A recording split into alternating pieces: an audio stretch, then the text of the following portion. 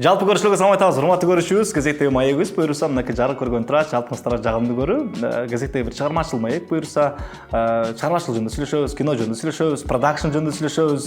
Эң башкысы бүгүнкү конокторубуздун баягы басыдагы планы, азыркы учурда кылып аткан жумушу, сиздерге тартуулаган сонун бир чыгармалар, киносу, анын баардыгын ирет менен сиздерге тартуулап берүүгө даярбыз. Бүгүн бизде Шумкарбек Бейшеналиев жана ошондой эле Учкун Жакыпбек.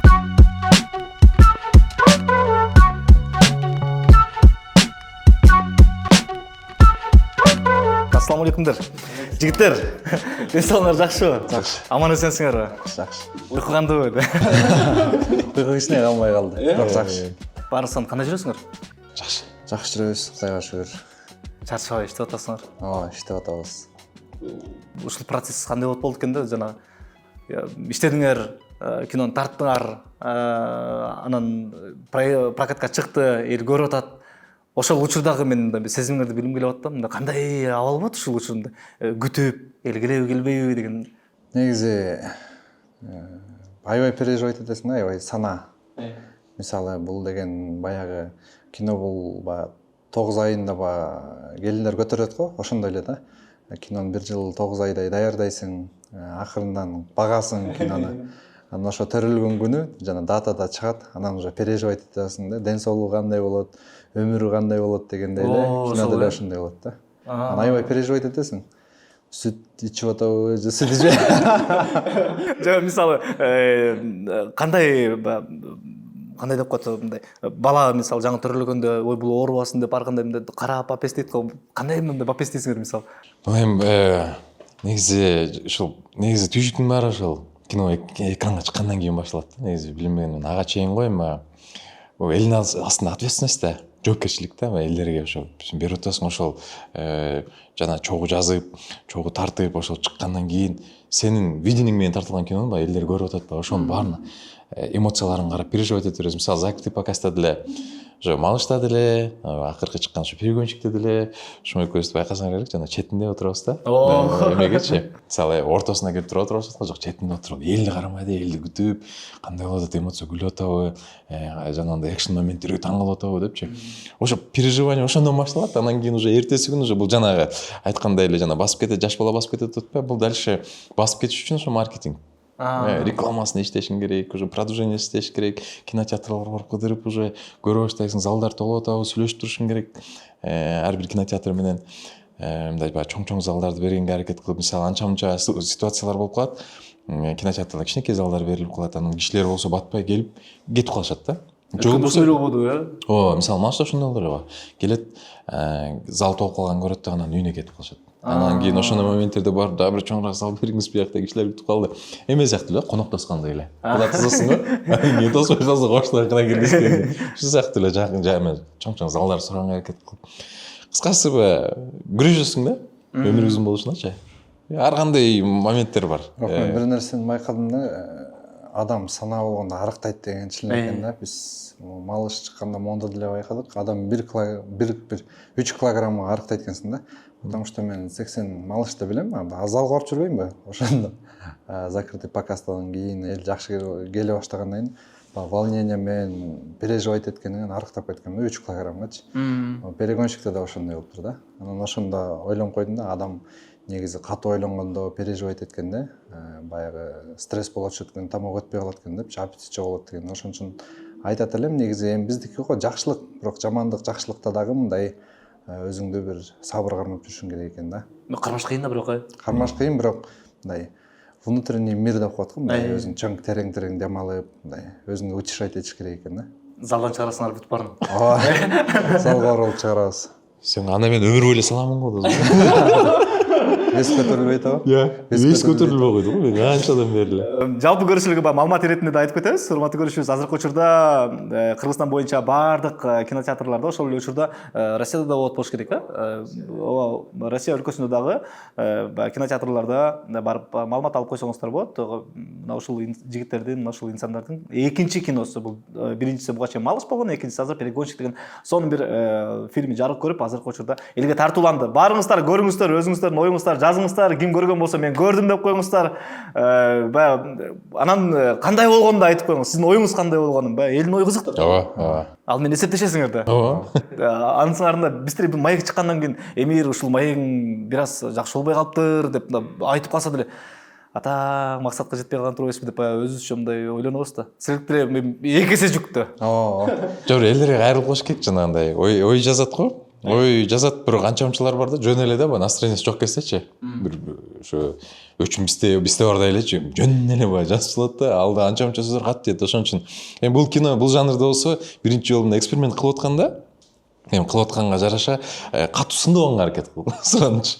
Анткени көп жерлерде бар да, эми недостаток, мисалы биз деген бул жерде эми аракет кылдык да, мындай более-менее такой голливудский стилде бир аракет кылдык. Эми канчалык аракет кылбасак опыт жок болгондуктан мындай окшошпой да калган моменттер бар да. Ошол моменттерин туура түшүнүү менен кабыл алып, бирок жакшы ой пикирлер кала берсин, бирок эми анча мынча мындай корректировка боло турган болсо болот. Эми бирок мындай аккуратно айткысаңа бизде да жүрөк бар. Менде да жүрөк бар дегендей. Алгачкы дебюттук кино болду да. Малыш дебютный болду. Жок, бул режиссерлук кылып Экөө тең. экөө тең режиссерлук, Эмнекин айырмасы бири менен экинин? Бир болсо мага көбүрөөк опыт болду да. Негизи бул азыр режиссерлук жактан дегенде мисалы команда болгон үчүн эле мага мындай жеңил өтүп келатат да. Биринчи Малышта деле, Перегонщикте деле ошол команда иштеген. Анан кадр артындагы балдар эми баардыгы опытный да, кинодо канчадан бери жүрүшөт. Анан ар бири келип бул жер мындай болуп атат. Элементарно мисалы Автандил могу Перегонщикте иштеп атканда оператор канчадан бери иштеп атат. Кадрды мынтип тартып атып карап атат, ошол жерден поправка кылып атат келипчи акырын да. Келип, могу жерден мындай болуп атат, могу жерден мындай болуп атат, могу жерден мынтип койсо кандай болот депчи. Ошол нерселердин атынан эми бул жерде бул эки кино тең азыр пока опыт катары эле келатат да. Мисалы мен ошо жанагы мурда да айтып кеткем, мисалы режиссерлук бул 100% болсо бир 2% билгендирмин да. Ошо менен азыр аракет кылып келатабыз, ошол команданын аты менен. Чынын айтканда, команда аябай чоң жардам берип келатат. Учкунда кандай режиссер чыгат? Жакшы режиссер. Сумкардын көз карашы менен. Бул эми биринчи киносу Кудай буйрса Малыш болбодубу? Аябай бир жакшы элдин купулуна толду да. Значит, бул режиссер жакшы иштеди да. Экинчиси Ачык айтайын. Бери карабайт. Экинчисинде мен просто кошулбай калганым үчүн начар болуп калды. Экинчиси жакшы, негизи экшн тартыш оор да. Анан эми баягы бизде юморду Кыргызстанда көбүнчө юморду жакшы көрүшөт да. Мисалы мен деле мындай көргөндө жашоодо өтө токтоо экенсиң деп, мындай жашоодон көбүнө жакпай калышы мүмкүн да, мындай. Бул серьезный эле ала турбайбы депчи. Экран ичинде мен баарына жагам да. Эми баарына деп эле коеюн, эми какой-то процент аудиторияга жагам. Себеби аякта күлдүрөсүң, тамаша жазасың. Анан эми бул киного рисковать этип көрөлү дедик, потому что бизде кыргыздарда эме көп. Комедия аябай көп. Ар бир эле через жума сайын, ар бир жума сайын комедия чыгат да көбүнчөчү. Анан келип биз эми комедияны тарттык, жакшы болду. Эми мындай экшн тартып көрбөйлүбү деп уча экөөбүз сүйлөшүп отуруп, анан ошону рисковать этип тарттык да. Бирок элге жагып атат чындыгындачы. Элге жагып атат. Анан бирок ойлоп калдым, эми чынын айтыш керек, менден көбүнчө юмор күтөбү депчи. Эми бирок билбейм, бирок мен өзүм драмада ойногум келет. Өзүм мындай ошондой кинолор жагат. Өзүм ошондой сынагым келе берет. Анан бул эми Тажагандык эмеспи юмордон? Юмордон деле тажаган эмес, эми баягы күндө манты жей бересиң да. Мантыдан тажап лагман жегиң келет. Ошондой эле да. Кечке комедия ойнай бересиң. Анан мындай болот го. Мисалы чоң актерлорду көрүп, чоң режиссерлорду көрүп, иштегендерин көрүп. Мисалы биз Кыргызстанга салыштырбайбыз да. Биякта Кыргызстанда режиссерлор, актерлор всегда чет жактык менен салыштырат да. Ошон үчүн кыялданасың да. Анан драма жактан ойногуң келет. Же болсо бир маньякты ойногум келет, бир жырткычты ойногум келет. Эми бул актер деген көрсө өзү экен да, өзүм баягы сынагысы келет экен да. Өзүм ойнай алам, ойнай албаймын депчи, мындай рамка жок болуп калат экен да. Өзүм ойногум келе берет экен. Өзүң сынап көргүң келет экен да, ошондой туурабы? Жанагы эле сөз да, ушун айтайын деп жана айттым же, айтпай калдым, унутта калдым. Тиги Марат Жанталиев деген актерубуз бар эле, раматылыкка каза болуп калды, жана Саякбай Каралаевди ойногончу. Мисалы ал деле бир гана комедияны ойногон да, бир эле комедияны ойноп анан Саякбек Каралаев, Маратжан Талиевке берилиптир дегенде өзүм театр чөйрөсүндө жүргөндө театрдан эле бир канча киши сөз кылганда кантип эле комедияны ойноп жүргөн киши да тиги ал эмне юморист беле тигини ойногондой деп анан ич арамда сөздөр болгон да. А бирок чыкканда кандай таң калышты эле, вау, мунчук болуп туруп көрүп берип бир гана кол чабып анын талантына таазим этишкен да. Анан мисалы Эмил Бейке деле туурабы, Эсеналиев буга чейинки чыгарган ролдору бир канча комедия болуп жүргөн болсо, кечээки бейиште таптакыр 180 градуска өзгөрүп туруп эле мындай дагы бир башка образ менен чыкпады. Эмнеге болбосун, чектөө болбош керек да. Ооба, болот, любой нерсе болот. Мисалы актер болуп деле бир режиссер болуп кетсе болот, же болбосо режиссер туруп актер болуп кетсе болот. Эми баягы ичиңде ар кандай сынагың келе берет да. Ошон үчүн любой нерсе болот, главное желание да, максат. Биз ана эме айтып атпайсызбы? Эмил Байке мисалы азыр чисто драма ойноп эметти го. Биз бул перегонщиктеги бир ошибка моюн кылыш керек да. Биз биротоло драма же биротоло комедия кылбай койдук да. Негизи эки жакка тең эки жакты тең ала кетели депчи, мисалы драма жагында ала кетели, комедияны анан азастан берип калгандыктан же шумадан биротоло комедия болуп же биротоло драма болупчу. Биз менин оюмча чын эле бул это факт да, баягы неме шумадан бул юмор күтөт экеничи. Анткени кичинекей мындай эмоция берип койсо делечи, мындай кичинекей бир реакция берип койсо делечи, мындай смешной болуп кетсе, аябай күлөйүн деп настрой алып оталайын деп ушинтип турушат да. Анан ошого жараша до конца эле добивать эте берсек болмок экен. Эми аны бул кино чыккандан кийин ошо экран көрсөткөн ошо экрандан көрүп алып монтип берсек болмок экен депчи. Ушинтип калабыз. Же болбосо биротоло драма кылып. Ошол азыр ушуну айтып атпаймынбы, мисалы драма ойногум келет деп. Болот эле го дейм, негизичи. Биротоло жанагы эч кандай юмору жок эле бир күчтүү драмага мынтип ойной калса шумадан чыгат го деп ойлойм да. Бирок мындай дагы жери бар экен да. Бул творчество да. Элди түшүнбөйсүң да, элдин ала билбейсиң да, көзүң ачык эмес. Анан мисалы биз комедия деп дагы токтолуп атпайбызбы? Бизден комедия эле бүтөт экен деген дагы ал туура эмес деп дагы ойлоп кетем да. Себеби биз комедия эмкисинде мисалы комедия тартсак ал деле кирбей калышы мүмкүн мисалы. Кайра бир ушу коркпой эле рисковать этип драма тартып көрсөк, балким ал кирип кетиши мүмкүн да. Ошон үчүн чектөө жок. Баягы просто билиш керек, жараткандан сураныш керек. Жакшы кинобуз чыксын, элге жеткиликтүү болсун депчи. Ошо башкы максат. Эгер жеткиликтүү ойноп, жакшы сценарий болсо, элге любой сюжет. Мына жакында эле дос балдарыбыз таптı, ужас тартабыз деп. Мындай ужас дегенде эми Ифрит деген кинода жиндер жөнүндө. Анан алар аябай переживать этишти. Кандай болот? Кандай болот? Бизде Ифрит, бизде комедия эле кирет го, бизде сүйүү кирет го, разбойдукундай мисалы драмачы. Молодцы, Казакстанда жакшы турду, биякта да жакшы турду. То есть бул коркпош керек деген ой да. Өзүң сынай бериш керек. Мен кудай бурса эмкиде драмага тартылам. Биз дагы сынайбыз. Сонун кайсы жанр болсун ийгилик каалайсыз? Главный плюс 18 болуп кетпесин. Аны көрсөңөр сыйлабай каласыңар. Силердин продакшнга жөнүндө сөз кылбайлыбы? 24 жети, кел ушунун ачылышы боюнча эмнеге мындай өзүңөрчө кеткиңер келди, мындай өзүңөрчө бир мындай отуруп сүйлөшүп калсаңарбы? Биз эмнеге кеттик дагы азыр бараткан жолубуз эмне депчи? Жок, просто 24 жетини мындай эле айтып өтүп кетип калдың го. Бизде мындай продакшнга аты ким десе, сен айт деп беребиз да.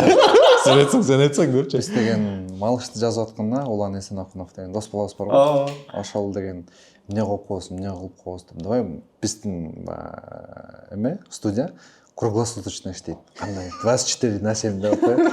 Давай ошондой кылып коюп коебуз деген. Анын астына тиги эми кино тартабыз деге Pictures дегенди кошуп коебуз деп туруп 24/7 Pictures. Ошондой. Бирок азыр жакында ойлоп атабыз, ушу ребрендинг кылсакпы деп. Дропун алып туруп эле 247 Pictures кылып элечи. 247. Кече мен тамашалап аткам, тиги 247 эле кылып салбайлы деп атпайбы? Ошочу. Ошондой ачып алып тиги маршрутка линия кылып койбойбу? 247-нчи болсун. Аслында 247 филармония да. Өзүнчө бөлүнгөнүбүздүн себеби эмне болду? Эчтеке деле болгон жок, просто эми баягы жумушта. Бул бизнесте деле, бул творчестводо деле, бул биржада иштегендерде деле, бул баягы эки киши үй жыйнап иштесе деле, баягы бир момент болот. Эми баягы өзүнчө да иш кылып көрөлү деген ал нормальный нерсе да. Тамошонун составында, особенно эми көбүнчө КВНщиктер тамошоочулар чыгып атпайбы?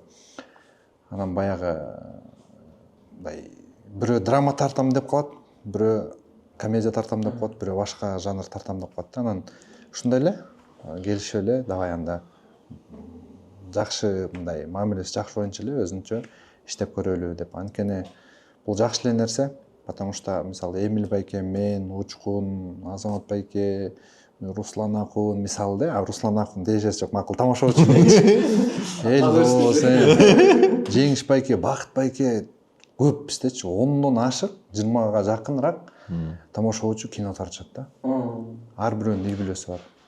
Ар бирөөнүн көз карашы башка. Элементарно биз тамашада уступайт эткенде эле башка шуткача да стили бар. Ак кеме дегендердин бии менен, Мониканыкы мындай статный костюмшум менен более башкача подача башка, позитив деген биздики реквизитный шуткалар болчу. УКГ деген булар мындай более стендап сыяктуу мындай шуткалар болчу да. Анан стиль башка да. Андан башка дагы жашоо өскөн сайын мисалы бөлүшүш кинодо негизи укмуш таппайбыз да. Ал акчаны баарыбыз бөлүшсөк анда ачка калабыз да. Ошон үчүн өзүнчө иштегенге туура келет да. Мисалы Учак экөөбүздүн идеябыз окшошуп атабы? Экөөбүз кеттик. Тикилер дагы ошондой эле өзүнчө анан иштеп кетишти. Үй бүлө багыш керек, семья багыш керек деп. Бул жерде чоң мектеп да тамаша болчу. Баарыбыздын мамиле аябай сонун да. Бирок бул нерсеге туура эле көз караш керек. Мисалы жана айткан эле бизнесте деле кетип атышпайбы эки-экиденчи. Бул нормальный нерсе го деп ойлойм да. Силер экөөңөр элесиңер да? Биз экөөбүз. Экөөбүз эле.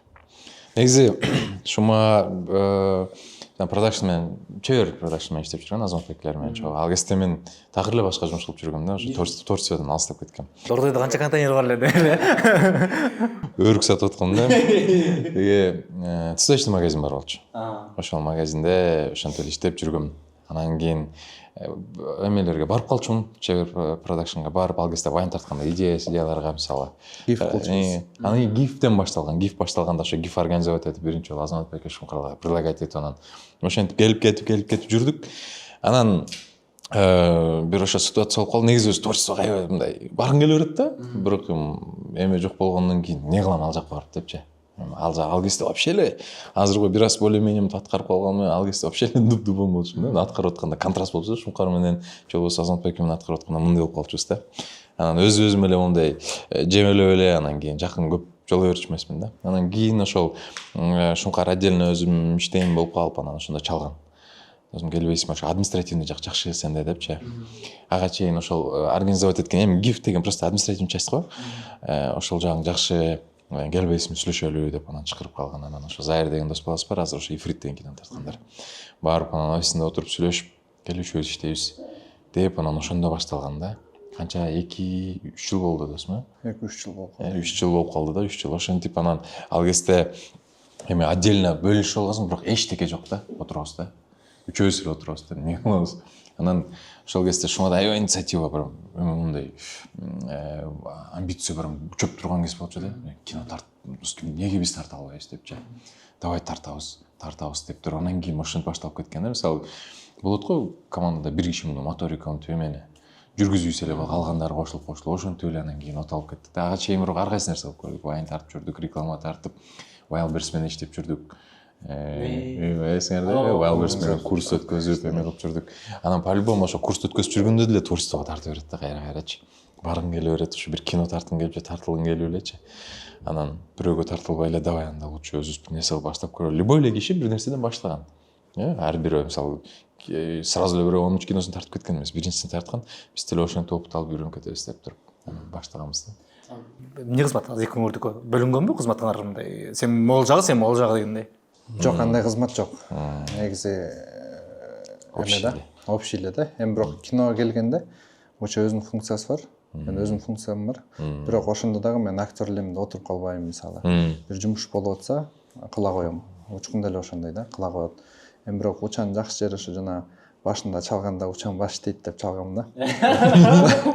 Аны айткан эмесин дегендей. Документация жактан жакшы депчи. Бул документтерди ошо эки жакты жакшы бүтүрөт. Мен вообще документке өзүм паспортун деле билем. Анан болду. Мындай ага кийлигишким да келбейт. Монтип барак ачып карап эметким келбейт да. Анан Аз паспортун каяктады? Свидетельство о рождении менен жүрөсүң да. Анан ошентип Учага учан баш иштейт, баягы гиф өткөзгөндө дагы аябай эме болчу да, тың болчу да. Эми бул мактагандык эмес, азыр экөөбүз бир үстө отуруп мактай бербейли. Жабындай болчу да. Чындыгында эле иши жакшы да. Анан бул ошо шарик сатып цветочный сатканда көпөрөдө туруптур. Шариктер өтпөйчү. Секирейин деген жерден карап. Колуна кармалып калып көзүндө тиктеп, сен режиссер болосуң деп анан баштап. Ошентип баштап кеткенбиз да. Ошо. Молодец, жакшы бала. Душы, рахмат. Рахмат чоң. Негизи тамаша менен, бирок жакшы. Эми баягы көз тийбес эле, бирибиздин оюбузга арам ой салбас эле, үйдөгүлөрүбүз менен да жакшыбыз. Эми болот го. Эми көп киши баягы экилен деле иштеш бул оор да негизи. Бири-биринин характериң болот. Биз деле адамбыз да. Кээде жарыласың, кээде ызаланасың, кээде сөгүшөбүз, кээде таарынышабыз. Анан эң башкысы ошо баягы кайсы адам менен жакын болсоң, ошо бир эле сөзү оорутуп коет го көңүлдүчү, мындай навсегдачы. То есть ошондон коркобуз чындыгында. Ошо Учаккеге дайыма айтам, экөөбүзгө көз тийбесин, ишти кыла берели депчи. Барга көппөй, жокко чөкпөй иштей берели. Биз жашпыз эми. Рызкын берүүчү Алла да, по-любому. Биз себебин кыла берели, анан чумчуп калбай, чөгүп кетпей издене берели депчи. Ошон үчүн эми бул жерде акылдуу болуп кетем го, эми ал сөздөрдү айтсам, кыскасы ошо иштей бериш керек. Кимдин мүнөзү кандай экен Шуңкардын? Шуңкарбы? Шуңкардын негизи көп ачыла бербейт да, көп мындай эмеге. Баары эле ойлойт да, Шуңкар күлүп жайнап эметсе эле. Көбүчө бербейт ойду. Мисалы, Шуңкарды ойлойт да, көптөр эле мисалы менин дос балдарым бар, эми менин тааныш билиштерим бар, анан айтып берет да, Шуңкар жашоодо жанды жүргөн кайф болуш керек деп элечи. Жыргап, жарылып эле жүрөт болушуң керек депчи, ошентет да. Андай эмес. Ошол элдер ойлогондой эмес да, мисалы жашоодо вообще андай, ошол эмедеги кадрдагындай эмес да. Характери оң менен сүйлөшүп эмете бербейт, эгер чын эле баягы жакын кишини сезсе ошол кишиге ачылат да. Мага ачылып каласың. Мага мындай чын эле ачылып сүйлөшүп калат, түн болсо түн. Мисалы идеялар мисалы түнкү саат 3-тө 4-тө келсе, ошо 3-тө 4-тө жазат да. Жазып берет, мен жооп бербейм да, мен уктуп аткан болом же болбосо ушундай эме алып калам, чалат. Досум Инстаграм же WhatsAppка кир, срочно оку депчи. Любой нерсеси менен ошо азыр мен менен бөлүшүп эметет да. По характери тяжелый эле негизи. Характери тяжелый, оңой менен. Эми билгем, биз ошо продакшнда жүргөн малдар билет го, мага ачык сөз да. Характери тяжелый. Көп киши менен мисалы оңой менен тил табышып кете бербейт. Сүйлөшүп кой берет, мисалы отурупчу, күлүп жайнап сүйлөшүп кой берет, бирок эми на один раз да, бир жолу сүйлөшүп коюп, а дальше уже кийин сүйлөшпөй эле, мамиле кылбай элечи. А так мамиле түзчү киши менен мындай башкача ачылат да. Ошон үчүн айтам, азыр ошон жанатым акча өтпөйм, ачыл, давай. Түшкөн нет баламдай болуп калат. Эркелейт, таарынат, тултуят, билет да, ошол жерде жөн эле келип мынтип сөз менен айтып, мен дагы характерим бар ошондойчу. Билебиз экөөбүздүнчү, бирөөбүз басып келип, болду жүз сүйлөшөбүз деп. Көк жерден бирок мен сөзгө тартам да. Бул көктө жана алма көгөрүп силкисең түшпөй калат. Ташка чапсаң да тиги. Чук мен чапсаң каят, короче, тура берет. Көк. Жана өмүр бою тура берген алмалар бар го, мындай кышкысында түшүп койбойт го. Жок, мен оңой менен таарына бербейм негизи. Анан паяльник иштеп жылтам эртем кичине чыгышында эрте анан акырында изип алам. Вас дейм да. Жок, оңой менен таарына бербейм менчи. Бирок если мындай болот го, мындай заживой мындай тийип калса, оңой менен кечирип албайм да. Кечирем, бирок мындай сөз менен кечирдим деп коерум, бирок ой менен кое берем, ушундай жагым бар. Билбейм, кичинекейимден беричи. Кичинекейден бери бар. Анан бирок азыр акырында воспитывать этип келатам. Акырында өзүм кайра биринчи шаг жасапчы. Жазадым өткөн да. Негизи. Тура балам деп коесуң. Негизи көңүлдү атпайсызбы жанагы элечи. Мен деле көңүлүм аябай калган да, көп адамдан калды да. Анан балким мен деле калтырсам керек, балким эми билбейсиң да. Бирок эми баягы кайсы жак справедливыйраак дейин десең, ал по-любому өзүң мисалы мен жактыкы туура дейт. Алла өзүнүкү жакты. Өзүнүн чындыгы бар да. Бирок по факту келгенде мындай общий суть башка бирөөлөрдөн сурасаң, ал киши мындай некрасиво болуп койгон болот да. Анан ошо эң башкысы көңүл, уча айткандай эле көңүлгө тийсечи, бүт эле адам ошондой болуп калат го. Мисалы менде да ошондой характер бар. Мен да таарынышкан, бирок ошол кишилер менен сүйлөшкөнгө желание жок да вообще. По идее жолугушабыз, учурашабыз, бирок вообще желание жок. Себеби себеби көп да. Эмне десек. Эмен мындай характер бар да. Өзүн полный арнап салат да. Адам болот го. Мен мындай ачылып алам да. Полный берип Жанагындай ачылбай жүрүп анан бир адам менен жакшы адам экен дейсиң да, сүйлөшүп анан ачылам. Мисалы бул ачылат деген сөз бул эмне? Баягы үй бүлөңдү билет, проблемаңды билет, кеңеш сурайсың, мисалы учкум момундай болуп атат, кандай дейсиң, менде момундай бир көйгөй бар деп. Анан ар бирөөрүнө барып айта бербейсиң да. Келесі ойлоп калат да, бул проблемасы эмне болду депчи. То есть ачылды деген сөз ушул да. Учак өткөндө ачыл десем туура эмес түшүнүп алып, чечинип алып. Жок, жабын дедим. Андай эмес, тышаңдаш деди. Дыша деп. Албетте тамаша. Ошо кыскасы. Көп адамга негизи ачылбаш керек экен. А бирок адамбыз да, биз баягы эркек киши деп монткенибиз менен аял киши менен ошондой эле чувство, ошондой эле просто аял болуп өзгөчөлүгү ошондо болушу мүмкүн, бирок мисалы энеге барыбыз эркелегибиз келет, мисалы досуңа деле ачылгың келет, анан кысылып жүрө бергенде болбойт да. Доска эркелегенде сонун доска эркелеген өзүнчө башка Мындай жөнүндө эркелебейсиң да, сөгүп, сагып турган. Адышым момундай ичиген берсең чыгарып турат, эркелеп. Ох эне, эс алып калдым дегенде. Жашоодо любой эле сөгүнөт да, мисти көбүнчөсү жашоодо мындай деп фантазия менен идеализировать этет да. Бирок страшно эле сөгүнөбүз, дос балдар мененчи, аны ачыкка чыгарбайбыз да. Мындай сөгүшкөндө да страшный сөгүшүп, анан мындай эс алып калабыз да, болду. Өткөндө экөөңөрдүн иштегениңерге ынтымаңар үзүлбөсүн. Эң башкысы, тайбагыла, сөзүңөрдүн тайбагыла, принцибиңердин тайбагыла, бири-бириңерди сонун билет экенсиңер мындай, Бияка Деге өткөндө бир кишилерден угуп калдым, анан экөөңөрдүн иштегениңерди угуп, суктангандарды айтышты да. Суктанган сөздөрүн айтышты. Эми алар деле мындай кино жаатында жүргөндөр. Анан экөөнүн иштеп атканын карасаң, мисалы, Уча молодец дейт да. Уча молодец. Уча ошол эле жанагы сөздөрдү айтты, документ жактарынан, уюштурган жактарынан, анан кирген жеринде мондай өзүн татыктуу презентация кылып берип, анан тигиндей кылып турган продюсер сууруп чыккан жактан вообще кыйын, мощный депчи. Ошондойбу? Негизи акча табыш оор да. Мисалы, кемеле азыр бир киного азыр $100,000 да, минимум. Анан азыр бир кино кошундоп калганбы, $100,000? Жакшы кино. Жакшы кино да. Бирок азыр реально баасы өстү, оператор өстү, техниктер өстү, крафчана тамак бизге бергендер бүт баары өстү, продукт өстү, бүт эле цвет өстү дегендейчи. Мына Уча даже өсүп атат да. Ошондой эле баары өсүп атканда акча, азыр акчанын баркы жок да. Мисалы $300,000, $400,000 машиналар көчөдө жүрөт, спокойно айдап коюпчу. Болбосо эмне деген акча калат. Акчанын баркы жок да чындыгында. Анан каякка чачылып атканда билбейсиң ужечи.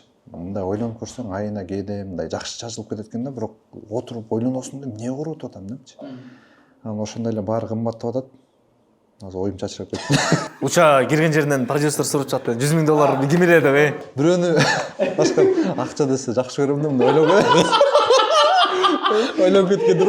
Машина план үйлөргө айтып Айтчу да, акча берип атып, акча чачып атып, жок эле да эстеп атпайм, кайсы акчалар чачып атам ойлоп. кайсы акчам барын кетирип атасың сен? Акча табыш оор чындыгында. Доверияга киресиң да. Доверияга киргенде бирок как есть айтасың да.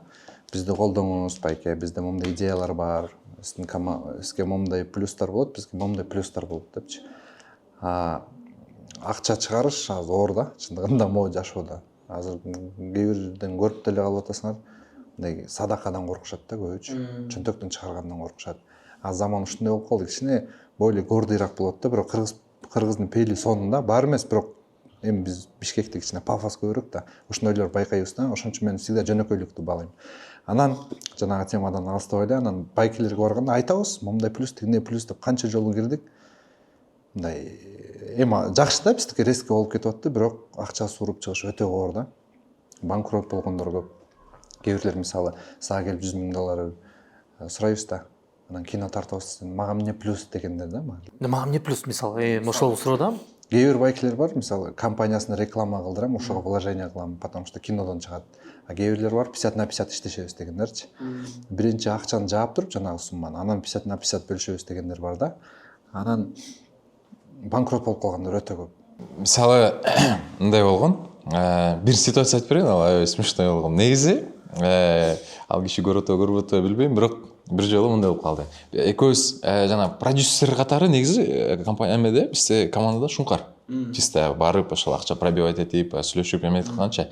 Анан мен мисалы жанагындай договор жакта түшкөндө мисалы ошол айтат го киши мага эмне ВГД депчи. Ошол нерсе вопросторун мисалы мен жап эметкенге аракет кылам да. А так мисалы выбивать эткөн боюнча мисалы Шуңкар да. Сүйлөшүп эме кылып. Жолуктуруп экөөнүчү мына деп туруп анан отурабыз встречага келип сүйлөгөндөн кийин уча сүйлө деп коет да. Выпускайте бычка деген.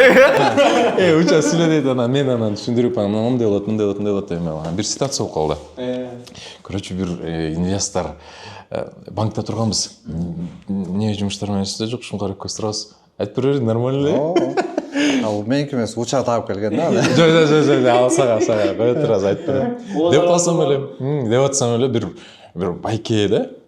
Жакын келип эле, Шуңкар, салам алейкум, кандайсың? Мен сени өтө сыйлайм деп эле Шуңкарга келип сүйлөп калды. Анан салам алейкум деп учурашып сүйлөшүп калдык. Анан кино тартпай калдыңар да. Ошо как раз киного инвестиция издеп жүрөбүз дедик. Как раз өзү сурап калды, өзүн айтып атабыз да. Инвестиция издеп жүрөбүз деди да. Анан хорошо. Ладно, анда деп эле туруп калган, кайра келип эле өзү сүйлөп калды. Бир жолу сүйлөшпөйлүбү, менде силерге сунуш бар деп калды. Анан хорошо, байке, давайте номер алмашалы деп эле номер алмашып эме кылдык. Анан встреча назначить. Эртең эмеге бир жерге келип кеткилечи деди. Бир офисте айтты. Айтпай эле анан адресин бир офисте айтты. Анан хорошо, ладно деп ошол офиске бардык. Барсак купмуш офисте, анан отурат. Анан келди Шуңкар экөөбүз отуруп экөөбүз толкундан алганбыз. Атабыз анан эмне кино тартыш керек деди. Анан ушундай бир идеябыз бар, ушу кино тартыш керек. Канча акча кетет деди. Анан примерно бир $50,000 анан маркетинг жана аркы берки тиги булар менен примерно 70 расчет кылып атабыз деди. 70 миң долларга расчет аласың. Проблема жок деди. Жок, проблема жок, берем деди. Анан экөөбүз сүйүнүп, негизи чоң эле масштабный кино тартпайсыңарбы деди. Тиги мындай Манас, исторический кинолор тартпайсыңарбы? Ошо жакка деле акча выбивать этип баралам деди. Анан хорошо. Тартабыз, бирок эми ал чоң биз биринчи проект экен, биринчи буну көрүп алалык, анан кийин балким иштешебиз деп ошентип эме. Все, хорошо, ладно, анда дагы бир жолу ушал деди. Хорошо деп анан кеттик. Экөөбүз сүйүнүп алганбыз. Экөөбүз болду досум, качан эми уже эметишибиз керек, башташыбыз керек. Малышка чейин как раз. Анан дагы бир кайра чалды, дагы бир встреча деди. Хорошо деп анан дагы бир встречага келдик, ага келдик. Чо там кандай болот даярдык деди. Даярданып атабыз. Команда в принципе даяр. Уже сүйлөшүп эметип атат, силерди күтүп атабыз. Мына бир 2-3 күндө вопростор чечилет. Ошого чечилер менен мен өзүм чалып коем деди. Хорошо деп дагы жүрөбүз. Анан да 2-3 күндөн кийин чалды. Все, документ даярда деди. Мага коммерческое предложение даярда. Анан договор даярда. Мен айттым, договорду негизи акча берип аткан компания өзүнө мындай ылайыктап туруп анан договор түзөт го, мисалы пункттарын өзүнө ылайыктап туруп жазат го. Силер жазбайсыңарбы? Жок, сен жаза бер, сага ишенем деди. Анан каршы да болуп үйдө отуруп, эми ошондой жазып атканда дагы договорду мындай обоюдный ал жака да бизге да выгодный кылып, аккуратно кылып жазып, кагазды алып анан алып келип анан тиги бир жерден жолугуп анан отурдук. Анан тиги кол коёт да, эки кагаз бердим, анан кол койду, мен кол койдум. Анан печать алып анан бастым. Анан сиз печатьты таспайсызбы? Менде печатьм жок деди. Жөн эле кой деди. Нормально ишенем деди. Анан бир договорский десем, жок, сен алып кете бер. Аябай несерьезный. Анан мен по-любому үмүт этип алгам. Анан кетип бартам, анан Шуңкар жаныма келди. Досум, үмүтүңдү үзө бер деди да. Үмүтүңдү үзө бербейт деди да. Мен өлө үмүттөнүп алгам. Настрой бешканный да. Ошентип анан неге дедим да. Досум, эми баягы кишини кемситкендик эмес, бирок өткөндө встречада жолуктук го дейт. Анан ошондо партнер менен тааныштырган да, могу менин партнерим депчи. Ошо партнер келди го, телефон столго койду го, деген телефон артыс коштол экен. Кемсинтүү максат эмес. Ооба, телефон артыс коштол, бирок 70 миңди мындай эле беребиз деп сүйлөп атат да, бирок телефон бар го, чачырап кеткен артыс коштолго. Ошону байкап калган.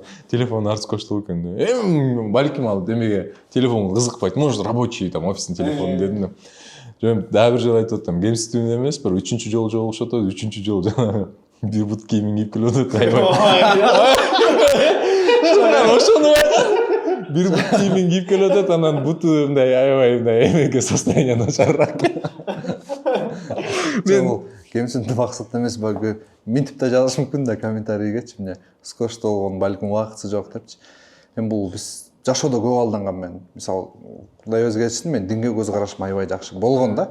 Мен башкаларга дагы алдангам, Кудай өзү кечирсин, эми кээ бир намаз окугандарга да алдап калгам да, бирок динге көз карашым аябай жакшы. Анан баягы көп жерден көп адамдар менен жолугуша берип, мындай психолог болуп каласың да.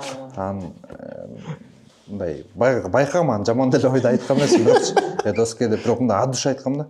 Мен бир бут кийим кийип келип атат, кайра 3 жолу депчи. Анан бут кийим да таза эмес, кир деп атам да. Ал бул деген жөн эбисти келтирип атат окшойт депчи. Анан скоштолгон телефонунчу зарядкасынан бери скоштолуп турду. Бул байке өзү кыйналып жүрөт окшойт деп мындай от души айтып да. Азыр сен көркөмдөп кошотпойсуз, бул өзү кыйналып жүрөт байке, жөн эбисти көңүлүбүздү карап атат окшойт деп. Анан айтсам бул үмүтүн үзүп алыптыр. Мен Настроение. Жай өзүңүздө деп анан өкөз хакат дебиш. Ошентип атпайбы, чалат деп алгам менчи. Чалат десем, балким кийимге кызыкпайт, балким реально прям акчасы бар. Анан атын жазылган да. Анан кечинде келген акчасын эмесин эме жазсам, гендиректор болуп иштеген экен мурда. Бирок уволиться этип еще бир иш козголгон экен. Ошондой экен да.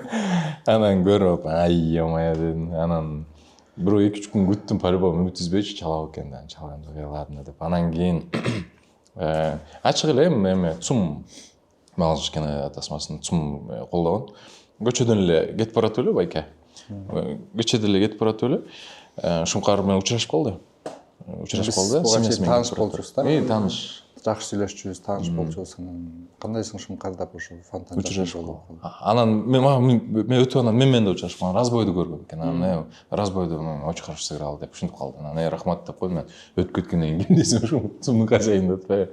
Анан сүйлөшсүң го, Өкүл ата дегенде, Анан как раз ошондо эле сүйлөшүп калганбыз. Байке бир приложение бар дегем да, ошол жерден. Жолугуп как раз учураны тааныштырып, ушу разбой жакшы болду деп. Байке бизде бир эме бар, сунуш бар, кандай дейсиң? Давайте анда понедельник келгиле деди. Анан боло турган киши ошондой болот экен да. Встречага кирип келдик. Вкратце кыска бир синопсис деп коет го. Кыскача рассказ. Кинону кыскача айтып бергиле деди. Кыскача тарс максаты эмне деди. Максаты бул. Всё хорошо, без проблем деди. Поймет придете, заберете деди. Анан бирок реальный сөз да. Мындай сөзүндө жаны бар кишилер бар го. Ошондой сезилди да. Хорошо, понедельник барып, анан алып кетти. Эч кандай вопрос жок. Эми баягы кагаз түрүндө моменттер болду, бирок эми болот го бир нерсе спонсордон же бирөөдөн акча эметиш үчүн айланайын укмуш го. Тиги анан кийин совет директоров, анан кийин дагы тиги кол коюш керек болот. Анан биз ким эмне кылып бересиңер?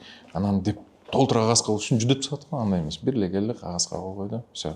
Иштешебиз. Кандай болот? Мындай болот. Аябай жеңил эле. Өтө жеңил. Малыштын башы жеңил башталган, жеңил өттү. Перегонщиктин башы да сонун лидер мобайл Билимбайке колдоп берди. Жеңил башталган, жеңил өттү.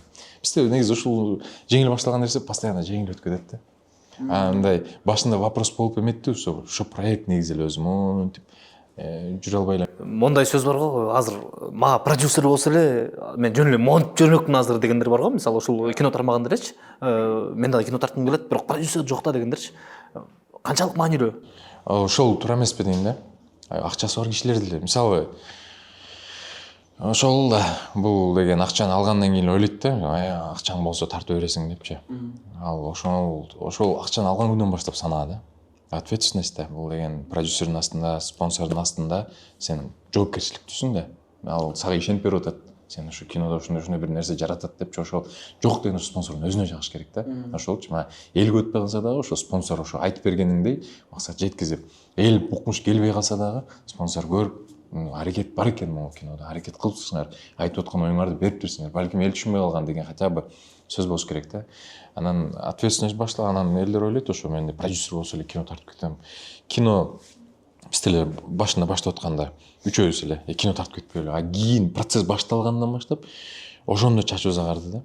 Команданын ар бири менен жолугушуп, сүйлөшүп, ал эмне кылат? Кинодо түшүнүк жок. Ким эмне кылат? Элементарно эмени мотордон кийин камера айтылат экен. Кийин ошо процесстен бери ушундай моменттер болот да. Анан ойлойсуң да, ошо жеңил өтүп кетет. Жок. Сценарий жазасың, первый драфт, второй драфт, анан кийин корректировка кыласың, анан кийин аны келип тартасың, тартып келип кадрыңа жабышпай калат. Мисалычы, параллельный монтаж жок болуп калсачы, допустим. Аны в голове сен элесиңде, бирок аны монтаждай келгенде вообще дакыр бир кино, башкача эле бир кино чыгып калат. Ошондой моменттер көп да, мисалы, айтып коюш оңой. продюсер болсо эле мен тартып кетем деп. Ага целый бир чоң команда, целый чоң ден соолук кетет. Көп да, бир эле акча эмес. Акча болсо, мисалы, ладно, $100,000, $100,000 инвестиция кыла турган толтура киши азыр. Квартира, мисалы, примерно $100,000. Акча ошо кинодон жакшы түшүп атканын билсе, ошол эле киши квартира албай, мисалы, кино тартып деле койсо болот да. Неге тартпайт? Анткени билет эмелеринчи. Бизнести, мисалы, жумушту түшүнгөн киши билет. Оңой эмес экенинчи. Анан ошону билбеген киши, анан менде продюсер болсо, мага тартып алат элем деген сөз болот да. Жакшы жагын сүйлөшпөйлүбү? Эми азыр кыйынчылыктар болот да, мисалы эми баягы риск ортодогучу, тобокелчилик ошонун баары болот да. Жакшы жагы аябай жакшы болуп кетсе дегенчи. Мисалы кино. Аябай жакшы болуп кетсе вообще сон. Аябай жакшы болуп кетсе. Аябай жакшы болуп кетти деген кино прокатта канча турат мисалы? 1 жыл. 1 жыл. Бизде максималдуу койгондор бар да бизде. 1 жыл койгондор бар. Бактбекилер койду. Аяш болуш керек, Аяштын бир туганчык болгондо, по-моему. Жок, эме болду. Аяш 13 ай деп рекорд да. 13, 1 жыл 1 ай койду. Бир туганчыкты да эсимде да, аябай жакшы болгон. Ооба, бир туганчык эң ошо катуу эсимде да. Эми билбейм. Балким башка деле, мисалы, Салам Нью-Йоркте бизге чейин болгон ошо кинолор да. Жок, бирок мондайлар дагы бар. Турган турбагандан эмес. Мындай моменттер бар да. Кыска период туруп, бирок 1 жылдык тургандан чага акчасын чарып салгандар бар да. 3 ай туруп, 1 жыл тургандай акчасын чарып салган. Ошон үчүн турган ага салыштырып бербеш керек. Анткени бывает бир анча-мунча кинолор бар, Азастан келе берет. Азастан 1 жыл да. А бир кинолор бар, резко бум болуп кетип, мисалы, Разбой, 3 айдай туруп, анан телеграмга чыгып кетти, уже эмеден кинотеатрлардан алынды, бирок по деньгам аябай эле жакшы чыгып койду. Кийинде 1 жыл турган кинолорду эле чыгып койду да. Жок, бирок бир туганчык жакшы турган. Эсимде. Эми ал кезде реально конкуренция жок болчу да, чынында. Кыргыз кинодо эми Азыр жума сайын коркутпайбы, Ооба, азыр жумасына анча-мунча 2 кино чыгып атпайбы по праздник. Мисалы, мына кече күнү перегонщикте силер премьерасын кыларга канча убакыт мурун силер кезекке турдуңар? 1 жыл мурун. 1 жыл мурун. 1 жыл мурун да. Азыр кино тартам деген киши 1 жыл кийинкиге туруп коюш керекпи азыр, 2025-тин мончанчы айына? Уже бизге дата жок, биз даже жетишпей калдык. 25-ке жокпу убакыт, Дата жок. Бир жума мурун собрание болду, именно ошо киноштердин собраниясы болду. Ошо жерде продюсерлер дата алышат. Ошо жерден дата бардыгы алышыптыр. Анча-мунчалар 2ден алган, анча-мунча 25ке дата жок. Биз жетишпей калдык. Биз именно бир жумуштар болуп бара албай калып алдырып койдук. Эми ошого жакын калганда издештирмей, сүйлөшмөй, бирөөнүн жок, бирөөнүн экинчи датасы болсо ошол датасын сатып алмай, бул деле дата десе деле 25 меники деп койсоң эле ооба деп чийип койбойт да. Анын өзүнүн взносу бар, өзүнүн немелери бар. Ооба, аныкидей карамай келсең. Кино негизи аябай оор да. Эл 1,5 саат көрөбү? Мисалы бир кино, бирок 1 жыл биз перегонщикемде 1 жыл болду, ровно малыш ушул айда чыккан. 1 жылдан кийин кайра перегонщик. 1 жыл ушу кинону багып эле жүрөсүң да. Бирок жакшы кино болсо 1 жыл кайра сени багат да. Сумманы толук деле кереги жок, мындай сүйлөшпөйлүбү?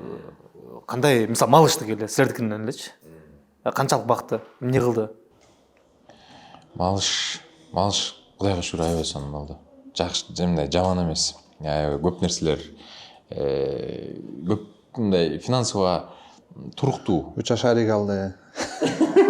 Бурдак шариктер жаңы. Негизи жакшы. Эми бага суммасын айтып эле койсок жакшы, бирок эми жакшы эле да. То есть жакшы дегенде машина алдык, үй алдык, квартира. Ошо. Сонда жакшы эле. Сонунда Мен үчүн сонун лично. Конечно. Бул дагы Уча үй алган жокпу? бул шарик сатканды айткан жок, бул өзү шарик. Разы болбой атат да. Жок, тамаша. Кудайга шүгүр сонун болду. Ошо үй,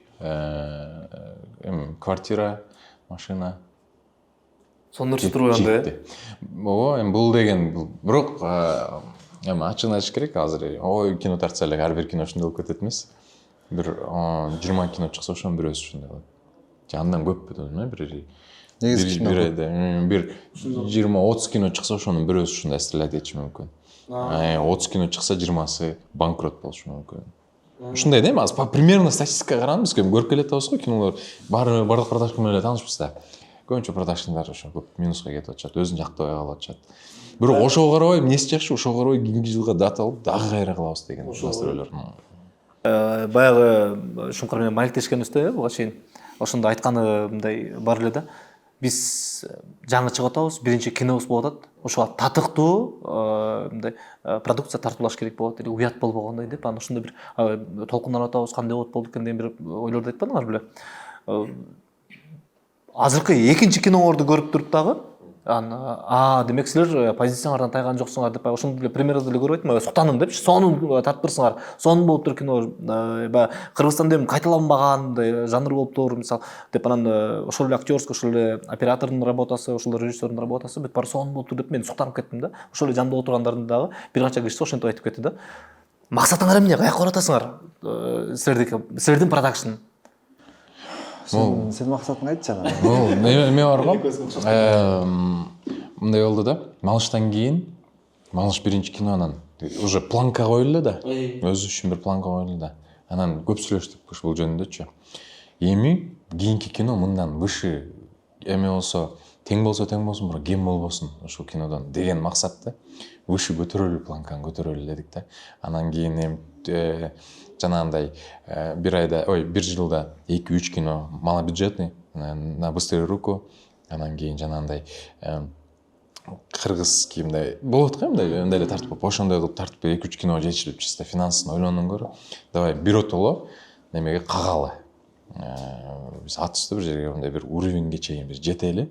Анан кийин ошо продюсированияга ошо өтүп, уже жанагындай эксперименттер жасасак болот. Азыр бизге пока мындай артка кете турган эме жок. Выше бир планканы дагы көтөрөлү деп туруп, анан кийин ошо бюджети дагы выше көбүрөөк болду бул кинонуку. Жанагындай ичинде задумкалар дагы аябай эме көтөрдүк. Максат негизи дагы өдө чыга берүү, бирок ортосунан биз могул нерсени да унутуп калыптырбыз да. Элге мындай жөнөкөй дагы нерселер керек экен да. Мисалы мындай жөнөкөй эле, мисалы вайндар могул менен мисал кылайынчы. Реклама тартып атканда, мисалы Шуңкардын аккаунтуна вайндар тартабыз го. Тартып атканда камерага тарткан вайнга караганда телефонго тарткан вайн жакшыраак просмотр көбүрөөк алат. Анан сценарийси монда прописанныйга караганда импровизация болуп, жана эмеге телефонго тартылган просмотрлор көп алат. Бул жерде болсо мындай эме бар да, жашоо бар да, тиги телефон менен тартылганда ал жерде сен не по тексту, а болсо сөзүңдүн маанисин билесиң, ошо менен ойной бересиң, импровизация кылып ойной бересиң, ошондо мындай живость бар да, мындай жашоо бар, ошон үчүн көбүрөөк просмотр алат. Биз дагы кинодо деле ошол нерсе экен да. Бул нерсе кийинки кинондон телефондон тартабыз деген эмес, просто мындай жөнөкөй бир контент жасасакпы деген азыр пландар болуп атат. Жөнөкөй. Бирок жанагы максатыбыз андан кийинки кинолор планка выше кетет деген, андан тайбайбыз, ал боюнча кете беребиз, бирок ортосунан такой бир эл үчүн мындай эле бир эме кылып коелу деп атабыз да. Кинотеатрга болбосо деле мындай элдерге бир чер жазуу үчүн интернет платформаларга эле ушундай сыяктуу бир азыр идеялар пока идея болуп турат да. Ошондой, а бирок максат ошондой эле. Выше кетүү. максат боюнча ошо. Башкы максатыбыз мына ошо, айткандай эле жакшы продукциялар чыгарыш керек. Анан Казакстанга, желательно Москвага, Россияга чыкканга аракет кылыш керек. Себеби жанагы башында биз кандай коркок болуп атсак, кино биз экөөбүз аябай коркобуз да. Тамашада эле ойноп жүргөнбүз, туруп туруп эле. Мен кинодо ойноп жүргөм, учурда бир тартылып жүрчү. Бул болсо цветочныйда иштеп жүрөт. Мен деле көчөдө калдым, эмне кыларымды билбейм. Вообще киного тартылып коюп жүрчүмүн да эпизоддордон, эмне кылабыз. Анан коркпой, давай рисковать этели деп тартып окшошуп кетти да. То есть айта турган нерсем бул ушу да. Москвага же болбосо СНГга чыгыш деле бул коркунуч эмес да. Просто кичине аракет кылыш керек. Азыр биз эми такшалап атабыз да, 1-2 проект, 3-4, 5, 10 болобу, 20 болобу, ошол такшалыш керек дагы. СНГга чыгыш керек. Ада будет Америкага чейин. Бул эме мындай экен да. Рамканы өзүбүздүн башыбызга эле коюп отурбайбыз, мээбиз деле рамка коюп алып эле ошондон чыга албай эле көпчү чектөөнү өзүбүзгө эле коюп, потолокту өзүбүз эле чийип алат экенбиз да, ошондон башка секире албай элечи. Мисалы азыр перегонщиктин кинонун эмесин соавтор кылып публикациялап киргиздик, ичине лайк эме баскан экен. Джеки Чанның Ктоя деген киносундагы жана крышанын үстүндө чабышкан эме бар го, Джеки Чан менен чабышып аткан Рон деген экен актер. Ошол өзү лайк басып бирөөнүн жана кулагын сөйкөсүн жулуп алат го. Ошо Кытайдын берки американцы да. Американец экөө менен чабышат эмеспи? Ошол өзү лайк болгон экен да. Мисалы, бул менен эмне, значит, бул аракет кылып, жакшыраак аракет кылса, мирге деле чыкса болот экен да, бирок мындай такой мировой контент кылыпчы. Азыр мисалы эме болуп атпайбы? Интернет платформасы аябай күчтүү да. Мисалы Сигма токмоктогу бала, Сигма дегенчи мына Мистер Бист менен жолугуп келди. Логан То есть ошондой эле биздин видеолорду жакшы чыгара берсек, бизди сөзсүз түрдө балким Джеки Чан өзү көрүп чыкты. Мисалы да. Ошон үчүн кыялдана бериш керек. Адам тирүү кезде кыялданып, үстүбүзгө бир ташты коюп, ташты талкалаганда асман көрүнөт го. Ошондой эле чыгыш керек. Ошо азыр походу мындай Netflix'ти изучать этип, Netflix'ке деле мисалы эмелер бар го. Келип атышат го, мисалы вариант. Бизге инвестиция эмне кино жаатында да көптөр келип атышат, бирок деген жанагындай болуп калып атат да.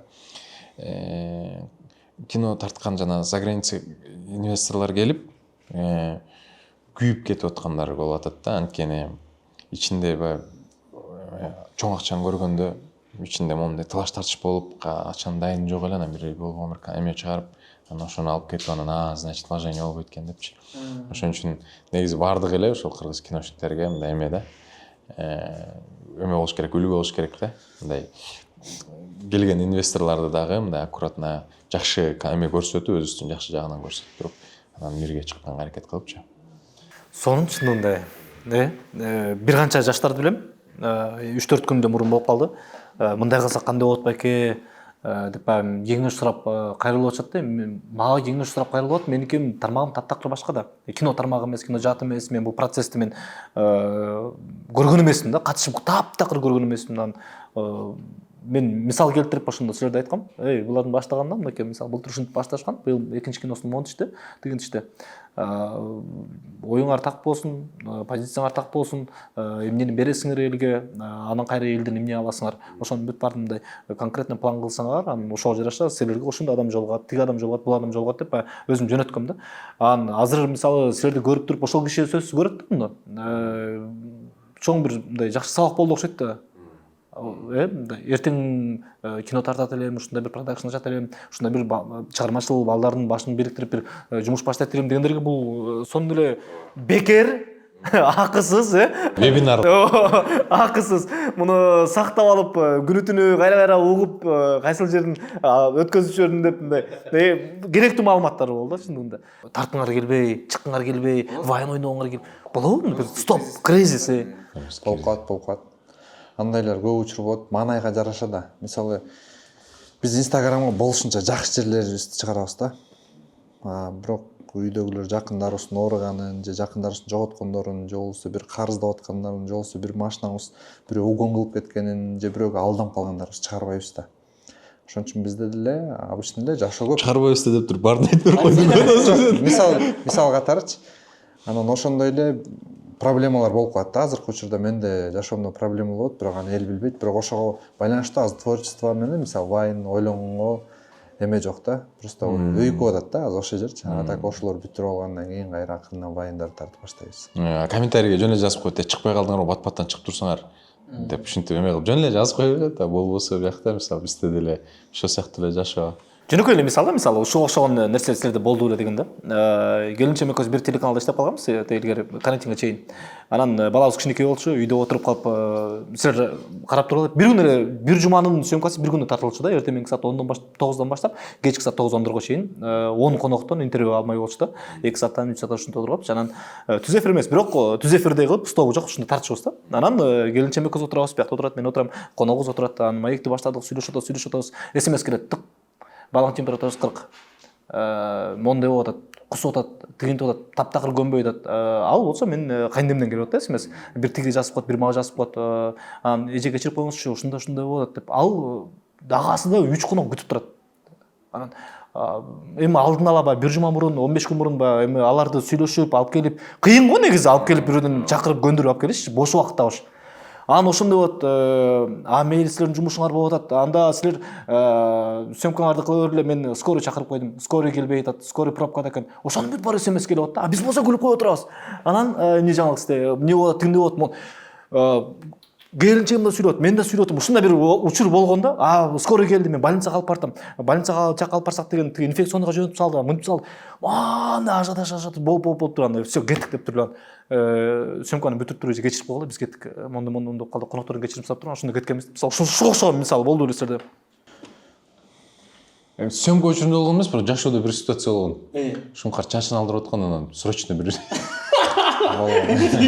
срочно. Короче, чачымды алдырып атам учур экөөбүз. Сен алдырдың беле? Мен алдырып күтүп отурганмын ча. Чачымды алдырып жарымы алды. Ондайчы. Жарым алды. Үйдөн чалды. Анан байкуш атам жүрөгү кармап калыптыр. Операция болду да, чоң операциячы. Анан учкун Аяш апам чалды, Аяш апам чалып атат деди. Алсам балыкчыдан келет, жүрөгү кармап жатып калыптыр уже. Жолдочу, кардын үстүндөчү. Атамдыкы Кудай сактасын, Аллах таалам жашоо берип атат, экинчи жашоо берди.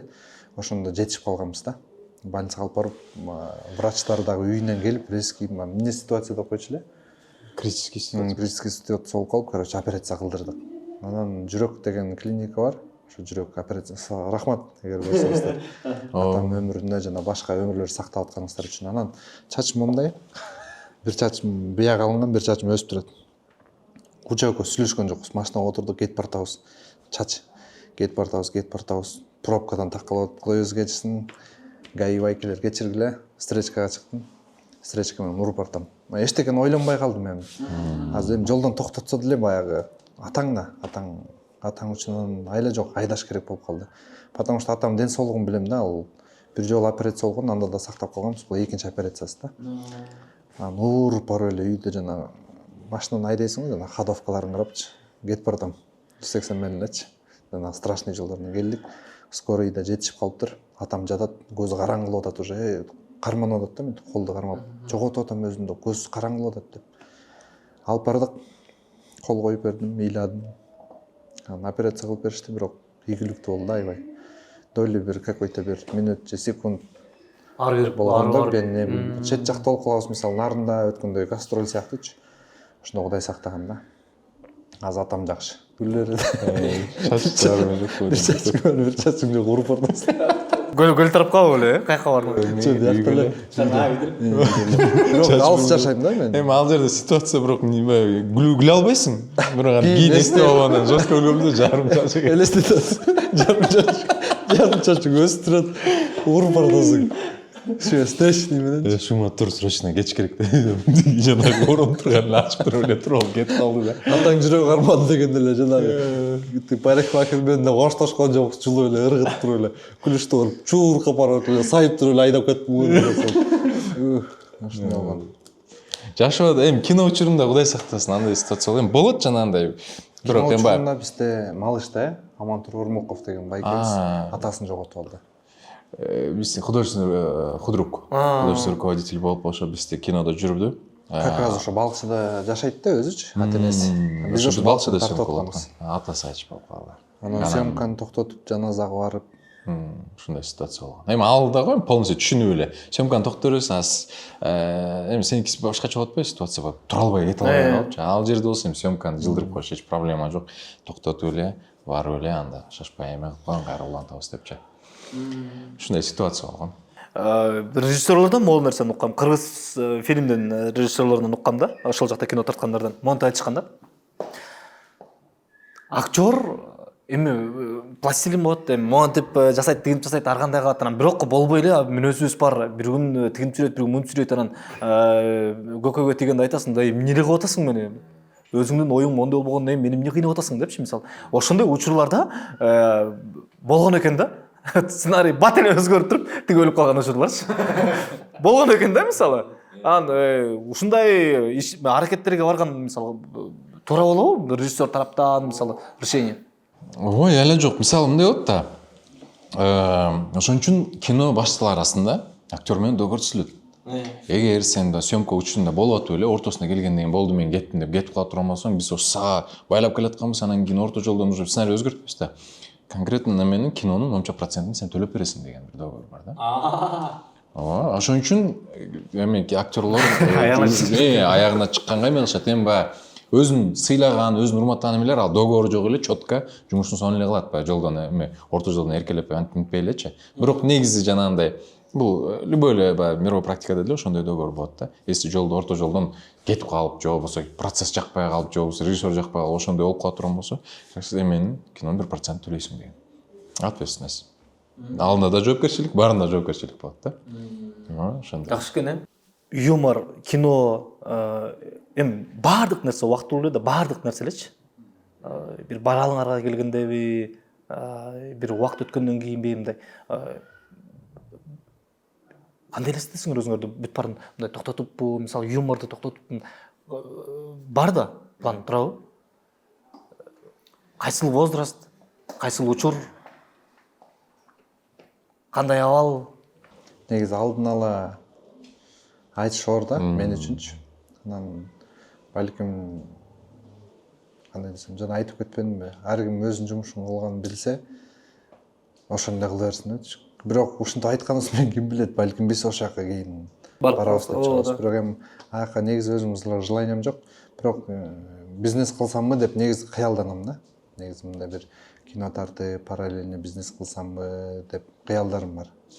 Анан эми алдын ала билбейм, пока тартып береличи кинолорду. Анан баягы жашоо өзүнүн нугуна салат деген чын да. Биз өзүбүздүн план башка, бирок Кудайдын планы башка дегендейчи. Эртең эмнелерин ким билет? Жакшы направление менен кете берели, главное туура кете берели, анан жакшы эшиктер ачылса, ырыскыбыз башка жерден эми болсо, значит ошол жака бурулабыз, айла жок, баш ийебиз жашоого. Главный ден соолуктан сынабасын, жакындардан сынабасын. Ошо. Бул алдын ала бир нерсе айтып эле азыр болбой калды го. Анткени биз 2-3 жыл мурун Вайн токтойт уже, бүтүп баратат деген сөз болгон да. 2-3 жыл мурун ошо Вайндын заманы бүттү деген. Вайн азыркы күнгө чейин тартып келет да. Биз уже 2-3 жыл мурун токтойт деген сөз. Анан заманга жараша трендтер чыгып өзгөрүп кете берет экен да. Анан алдын ала бир нерсени биз бир нерсе кое албайт экенсиң да. Ошо заманга жараша, ошо заманга подстраиваться этип эле кете беришиң керек экен да. Мисалы, TikTok чыкканда башында ошо TikTokко чыгып билбейм, TikTokко чыгып алып жанагындай жиновойм деп, анан уже параллельно барып ошого постепенно кантип TikTokто отуруп калганбызды билбей калдык го бир моменттечи. Ошон үчүн алдын ала айтыш кыйын экен. Эртең ким бар, ким жок экенин билбейбиз. Эртең кинодон башка эмне кылабыз, пока план жок, если честно. Менде лично өзүм үчүн жооп берейин, пока жөн эле ушул кино менен кино жаатында эле. Анткени жагат ушудан мындай рахат алам, ушул жерден нан таап жейм. Анан жагат да өзүм, кийин да ушу менен эле нан таап жеп, ушунан эле рахат алып жүрсөм деген айда. Баарыбыз да игилик, баарыбыз да баягы өткөл курак болгондо, переходный возраст мисалы. Анан ошол учур 18 жаш мисалы эмне кыларыбызды билбей ашынып ташынып турган кез да. Мен жыйынтыктоо чыгылгым келип атты. Бир-бирден айтып берсеңер сонун болот эле. Мисалы 18 жаштагы Шумкарбекке мисалы кеңешиңер. 18 жаштагы Шумкарбек, ал Шумкарбекти айтып берейин, аябай коркок болчу да. Аябай мындай уялча комплекс аябай көп болчу, өзүнө неуверенный болчу. Потому что биздин кругда биздин жүргөндөр негизи ата-эненин тарбиясы башка, бирок көчөдө жүргөн круг, мектепте круг башка да. Ошон үчүн мектепте баягы давить эткендер болот, же болбосо башка бирлер давить эткен болот, сенден эмне чыкмак эле деген болот, мугалимдерден угасың, кошуналардан угасың же башкалардан угасың. Ошо Шумкарбек айтат элем, коркпош керек экен көрсө жашоодо. Коркчу бул бир гана Кудай экен. Анан эмнени үмүттөнүп, эмнени кыялдансаң, ошо келе берет экен да. Мисалы мен кыялданчымын, аябай кыялданчымын. Мен ошондо үйдө жатып алып, үйдүн бурчунда жатып алып, эчтеке жок болчу да. Бирок кыялданчымын. Эртең ойгоном, нан жейм, тамагым ичем, болду. Кыялданып эле жүрө берчүмүн да. Ошон үчүн баягы өзүңөрдү эң жашоодогу күрөш бул бирөөнү жеңиш эмес экен да, өзүңдү өзүң жеңиш экен да. Ошон үчүн өзүңөрдү жеңгиле, өзүңөрдү күчтүүмүн дегиле. Колуңардан келет, мен ишенем. Кыскасы өзүңөрдүн ишти жакшы көргүлө. 18 жашта балдарга болду кеңеш айттың, э? Мен Шумкарга. Шумкарга. Мен 18 жаштагы кезиме эме деп айтат элем. Мен өзү эми интроверт, экстраверт деген нерсе бар го. Алдаба, ушундай койду. 18 жашта алдаба болбойт деп койду. Мен ошо переходный возраст кезде мындай жабык болчумун да. Жабык болчумун. Азыр болсо мисалы убакыт артка түрдүрүп ошол жерде кантип этсе эртерээк өзүмдү раскрывать этем, экстраверт бул жашоодо интроверт болуп жүрүп анан бара мынтип экстраверт болуп калдык да, мисалы ачылыпчы. Мен аябай мындай эме болчумун, жабык жүрчүмүн да, көп эч ким менен сүйлөшпөй эмесмин. Анан азыр ушул возрастка түшүнүп, коммуникабельность, баягы киши менен сүйлөшүп, мамиле кылып, ошентип эмеден өсөт экен да киши. Теги менен сүйлөшүп, буну менен сүйлөшүп, бияк менен кылып ошол эң эле бир эмем ошол кезде болгондо эртерээк ачылганга аракет кылмакмын. Сен ошол кезде эртерээк ачылышың керек болчу, эртерээк экстраверт болушуң керек болчу. Жабылып өрбөй, уялып өрбөй, ошол нерсең менен күрөшүң керек болчу. Мындай бир жумуш кылай, ар кайсы жумушту кылып көрөйүн деп, биринчи өзүңдөн баштап, өзүңдү тарбиялап, эл менен сүйлөшкөндү үйрөнүп, ошол кезде ошондо башташ керек болчу. Ошол кезде баштасаң, азыр балким башка, такыр башка бир учкун болмок. Эми бардык нерсе Кудайдан. Бирок муну айтканда туура эмес да. Ал алгыс келбейт да. Кыскасы азыркы учурда эле кеч эмес. Азыр ошондой болуп жакшы болуп жүрөр эле. Ооба, уже азыр дагы уже күндөн Мен мынтип ойлойм да. Биз азыр 40ка чыгабыз да, 40-50гө Кудай буйрса аман болсокчу. Бирок ошондо да ушура келеби дейм да. Ошо малыштагы кезде эмне деп айткым келмек депчи. Ошон үчүн азыр айтып коеюнчу, 50 жаштагы ушункарга баарын иште. Зарали жолго шке болгон. Жашоон татаалаштырбай эле. Эмне карып кеткизбейин. Учасың болгон. Бул нерсени айтып берейин. Бир эме болду да. Азыр айтып атпайм, эмнеге ушундай болуп эме болуп калганын депчи. Мен биз 1-класстан айтып бердим белем, сага бир эме. 1-класстан 4-класска чейин биз ошо мен эмеде 5-гимназияда окугам да.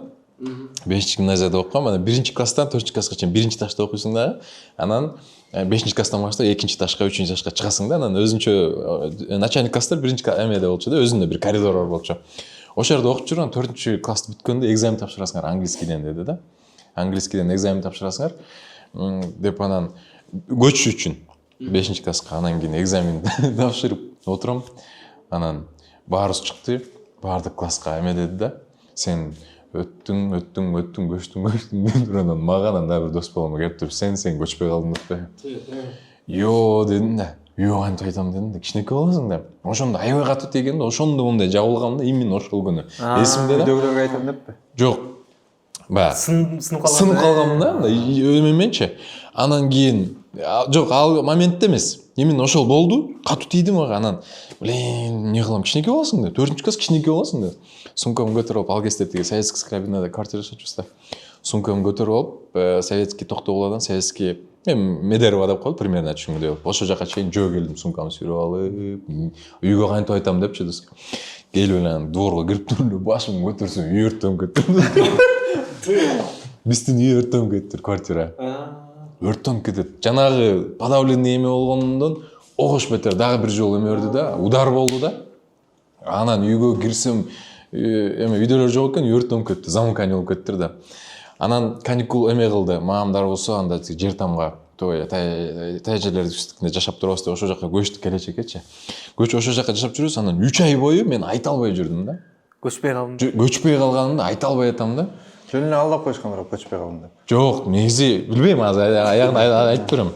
Анан көчпөй калдың деп анан күн сайын санаа. Ошол кезде аябай сынгам да, могу кичинекей болобу. Ичем деп кой. 3 ай жаман кыйналдым. Стресс күн сайын балдар ойноп жүрсө күлүп жайнап ойнай албайм да. Ошону тердим. Анан кийин уже чыдабай калдым. Анан 20-августта примерно анан кийин мама келип айтайын дедим. Еще мен дагы көп меде кылып түндө айтып атпаймынбы аны. Саат 12-дечи. Ойлодум да азыр эчтеке болбойт, ырышым деп жатып алабыз депчи. Анан кийин мама келип, "Мам, мен бир нерсе айтайын. Мен 5-класска көчпөй." Дегенден кийин плойка. Дегенден ойлодум да азыр жатып эртең сүйлөшөбүз депчи. Уктабайсың деди да. Уктабай китепти алып окусуң деди да, өпкөмдү исте ошондо урушту. Анан кийин атам айтты. Бул көчпөй калыптыр баары. Мам да аябай үйдө бардыгы паникада, любой ситуацияга панически карай берет да. Анан атам айтты. Эртең барып эме кылып койсоң 1-сентябрда окуй калбасын. Деп анан атам экөөбүз эме атам шоколад, анан там шампанский салып алып экөөбүз бардык 20-сентябрда мектепке барып директорго кирдик. Кирип анан берип анан там аркы берип все нормально. кечирип коелу адам эме кылып көчүрүп Шампанский коелу. койгондон сразу 9-га көчүп койду. 9-га секунд. Анан кийин ладно, все сделаем деп анан көчүрдү да. Анан 1-сентябрда сабакка келдим да. Сабакка келсем жана көчпөй калган тиги дос болорму? Ал деле келип алган. Андай жок экен да көрсө көчпөй калды дегенчи. Кадимки деле окуп жүрөт. 3 ай жөн эле стресс, өзүмдү ошондосун. Ошондон кийин 18 жашка чейин анан закрыт болуп жүрө берсиң да. Мындай. Мисалы мугалимдер жакшы көрөм. Класс жетекчим Райпа Карыповну аябай жакшы көрөм. Анан башка мугалимдер бар да, баарын эле жакшы көрөм. Бирок биз эмеге жүрөбүз, мен начар окуп калгам да. 3 окуучубуз. Анан ошондо Бешеналиев турганда, жок, таланттуулуу болчу мындан да. Таланттуулуу дегенде турганда окудуңбу да, мен тентек болчусун да. Жок, эже окуган жокмун десең, сенден адам чыгпайт, сен адам болбойсуң дегендечи. Кадимкидей ар бир сөз эмон кичирейип кетип да. Парта жатып калчусуз да, сен адам болбойсуң, сенден эчтеке чыкпайт. Көрсө ошо реально влияет экен. Көрсө баланы алдаш керек экен да, наоборот, молодец, окуй, эмнеге окуган, эми жолун табыш керек экен да. Апам окутат. Мен да мындай айтып атпаймынбы, бала кезинде 3 момент ойлоном депчи. Апам айтып берем да. Апам айтып берем, сонун иштек. Уктайм болду, эртең менен жокко башында эчтекечи. Унтасың. Ушундай болчумун да. Ойдун баары башка болчу. Анан көрсө мугалимдерге кеңешим, балдарды урушпагыла. Кызнагынан эмес, багынан да. Бардыгыбызга ийгилик чындыгында. Ошол эле азыр 30-31 жаштагы мында баягы 18 жаштагы балдарга айтып атат да, кеңеш айтып атышат. Үчөөбүз тең ошол курак экенбиз, үчөөбүз тең бир курак экенбиз да. Бардыгы жакшы болот. Бардыгы жакшы болот. Эң башкысы оюбуз таза болсун, жүрөгүбүз таза болсун, көбөдөн таза болсун. Рахмат силерге, жигиттер. Мен силерди өлө жакшы көрөм, чындыгында. Ар бир продукцияларды мындай чыкканда мен сүйүнүү менен, кубануу менен барып силерге мындай канчалык карам болом, канчалык дем болом билбейм, анысын бирок мен мындай силерге бир гана жакшы сөзүмдү айткым келет, жигиттер. Ийгилик, тайбагыла. Ушуна эң жакшысы жанында уча бар. Уча билесиң, бул устукандардын эң эле чоңу, ардактуусу. Бул сферада, мурда да айткам, бул сферада чындыгында ушундай ардактуу болула, кымбат болула. Учаны эч кимге жедирбей шуңкар багат. Или болду. Сүрсүтүп толчоңусун алып жүрбөйм бийиктикте. Бири-бириңерге өлөк болула, жөлөк болула алтындар, бар болула. Чоң рахмат маек келип бергениңерге. Ийгилик. Сага рахмат. Жакшы отурбайсың, жакшы отурбайсың. Урматтуу көрүүчүбүз, биз жыйынтайбыз. Мына бир убакта эмне кылабыз деп көрүнгөн эшикти каклап, көрүнгөн эшикти тепкилеп, көрүнгөндөн мисалы келечегибиз кандай болот деп ойлонгон болсо, кыялданган болсо, азыркы учурда ордун тапкан, азыркы учурда ийгиликтүү Кыргызстандагы бир сонун мырзалар, таланттуу инсандар бүгүнүбүздө конокто болду. Андыктан келе иштейбиз, оюбуз бир болсун, жүрөгүбүз таза болсун, максатыбыз тунук болсун. Бардыгыбызга керек. Биз бардыгын каалабыз. Кийинки бөлүмдө көрүшкөнчө аман эсен туруңуздар.